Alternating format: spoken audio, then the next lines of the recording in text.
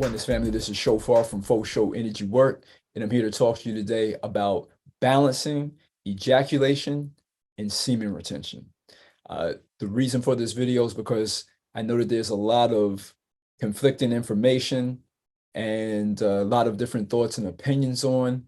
If you look up semen retention, ejaculation, and if you start to go into some deeper things on it, you'll have people from basically both camps kind of weighing in that you shouldn't ejaculate or practice semen retention. And the truth is that I want to just put it out there, and I'll go into it a little bit more here in the video, but talking about the word balance. And I've had clients or whatever before that have asked what they should do. And the truth is, this is where we have to be very in tune with our body. And the truth is, y'all, we got to get to a point where we stop looking so much to other people. It's okay for us to ask questions and to, do our research, to look around, to look around and search for answers. But at the end of the day, it's got to be something that we introspect, we look inward at and see what our body is asking for, what our being is asking for, right? So let's talk a little bit about this though. Why do some people even say maybe not to ejaculate? Well, first off, from a standpoint of just your health, if you think about it, like these are powerful nutrients, right? When the average man, we're not talking about like a stud or, someone who's maybe like at the pinnacle of human existence or whatever. We're just talking about like an average dude, ejaculates. I've heard that is anywhere from 200 to 300 million sperm cells in one ejaculation. So that's a lot of life force. That's a lot of energy, right? And if we're not trying to impregnate the womb being or whatever, or if we're just masturbating, that's a lot of life force. That's a lot of energy just being given out. So the idea here is that rather than just haphazardly or whatever, expend that energy through a process called semen retention, you now keep that energy within your body, which is good in concept. Here's the things though. If you do different techniques or whatever to hold the semen back, it can cause health problems. It can back up and cause other problems in your penis or whatever. So you want to know what you're doing. And what I would say the best form of semen retention that I would recommend for people is that you not even get into the place of that aroused in the first place, unless you really are wanting to ejaculate. Like if you want to sort of quote unquote, clean out the pipes, or, and this gets into some deeper things, if you're wanting to set an intention, in other words, you're not trying to give birth to a kid, but maybe you're trying to give birth to something else.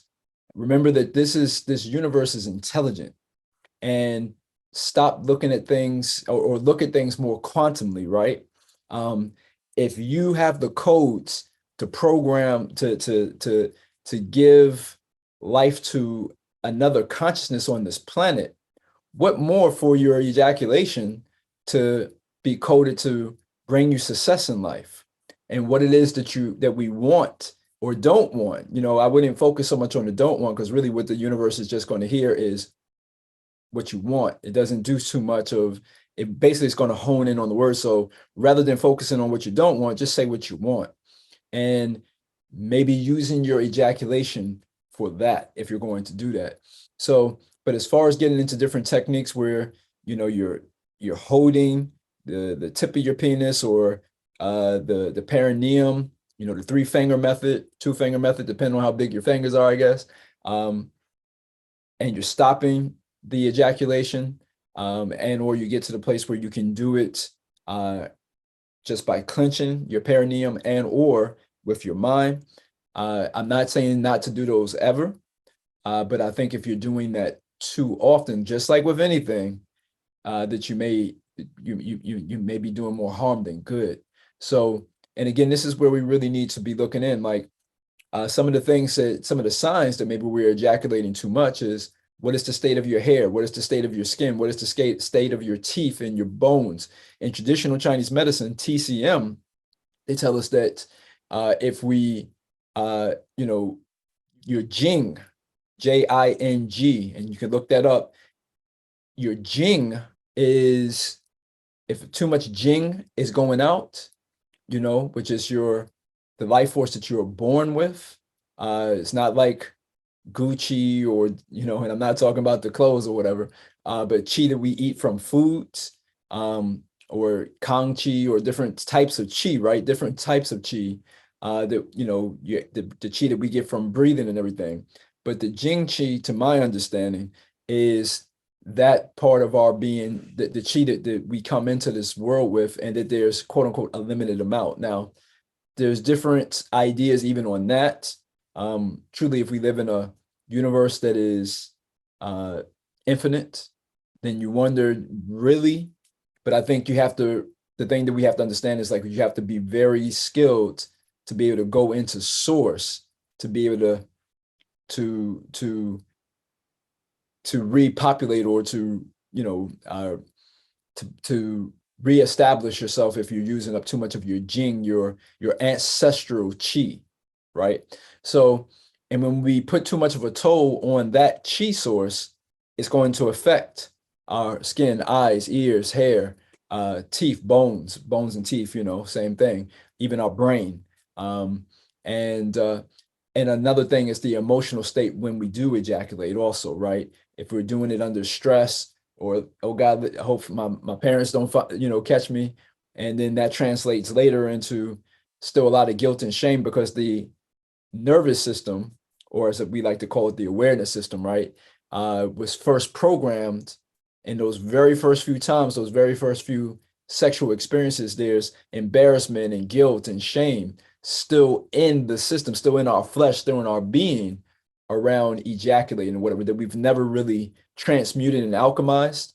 So even though you may be watching porn and, not really checking for anybody, you're married, and but maybe you don't want your wife to know that you're watching porn and ejaculating, right? Or maybe you have a kid or two now, and you don't want them to know that daddy is, rubbing one out, right?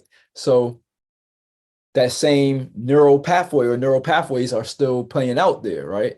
So what I'm getting at here is, we want to be doing the work around balancing out, ejaculating and semen retention. Don't think of one as better than the other. Semen retention is good until it's not, and vice versa with ejaculation. And this is really where we need to be tuning in. If you're feeling fatigued all the time and everything, and you happen to ejaculate, quote unquote, a lot, then maybe you need to think about some semen retention. And if you're now going into the other thing where you don't feel energized and everything, but you do a lot of semen retention, it may be because your body is not feeling excited, because as a man, as a God being on this planet, you are carrying the ability to repopulate this motherfucker. In one ejaculation, in theory, at least, a average dude could repopulate, say, someplace like the United States. That's powerful. And if we're so, especially a lot of times, again, what we do is, as human beings, right, we're in a place of now of fear of ejaculating and everything. So now we've gone to the constriction and restriction of ejaculation. And remember what I've told you before about those ion words: restriction, contraction, even ejaculation, ion.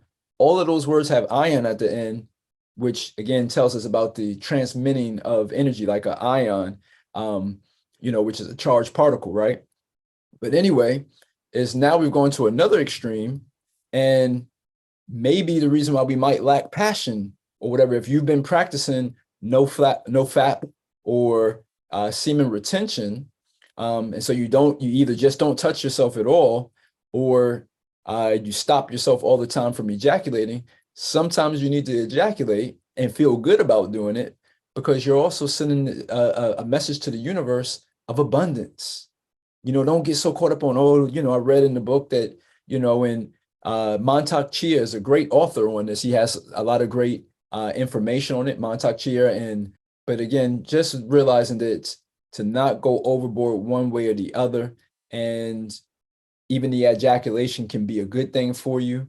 At times, just to balance yourself back out, do it when you're happy, and with purpose and intention. And say a prayer over that motherfucker before you let loose and everything. And another thing I would say on that, and I'll get into that maybe in another video or whatever, is like, and try when you can not to just bust off in, like I don't know, a rubber, or maybe you're not going to ejaculate in your lady, but find some other a cloth or whatever, and then get rid of the cloth. Like, just don't go throw it in the trash. This is your DNA. This is a part of your being. This was something that, consciousness was coming down through you and everything. And you've decided now, maybe your lady's not ovulating, and or you're not in a place to want or need a child to come through. But don't just throw that DNA away. That's powerful code in this motherfucker. It's one of the most precious things on this planet. If you understand how you look at a baby, how precious a baby is, well, that's what your seed is. So don't just ejaculate, throw it in the trash. Like, what are you saying to the universe about yourself even? Honor that libation that is coming through you. And I'm going to do another video about the metaphysics of masturbation. You can look for that here too. So anyway, I just wanted to throw that out there because I know there's questions about ejaculation and semen retention and should I or shouldn't I? And at the end of the day, you've got to be in tune with yourself enough to know what your body needs, what not just your body, but your mind, your spirit, your S.E.X, right? Your central emotional exchange with your awareness and your breath and awareness, right? So, and you have the intelligence, you have the know-how to do that. You know what is best for you, ultimately. I trust that you do. So anyway, I hope that you enjoy that. I hope that is of some benefit for you. Again, my name is Shophar from Faux Show Energy Work and Faux Show Health. And if you like this video, please like, subscribe, share, and maybe comment below. And I also do energy work around S.E.X, Central Emotional Exchange. Me and my lady, we work with couples. Then I also work with single people as well. She works with the ladies, I work with the fellas. If you want to learn more about this work, I also have a book, Sacred Orgasmic Living, Soul. And lastly, we do a series of different webinars, Sex and S.E.X, Central Emotional Exchange. We have one coming up in September. I'll put the link down below, and you can check that out. Reach out to me if you want to get, put my email on here as well, where you can reach out if you have any questions about it or whatever. Again, y'all, I appreciate y'all coming through, and keep that S.E.X in your life. Keep shining, keep evolving, and do so exponentially. Oneness.